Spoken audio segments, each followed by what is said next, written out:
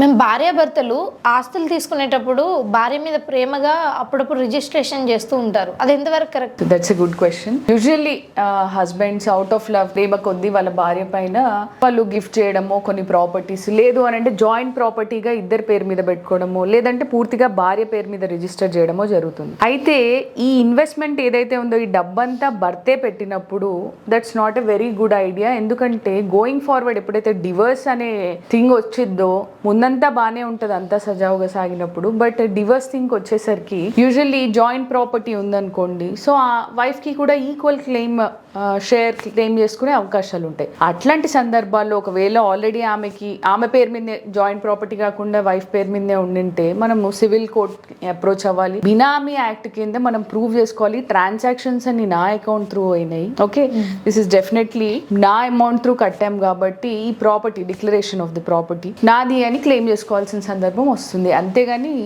ఈ విషయంలో హస్బెండ్స్ హైరాణ పడాల్సిన అవసరం లేదు.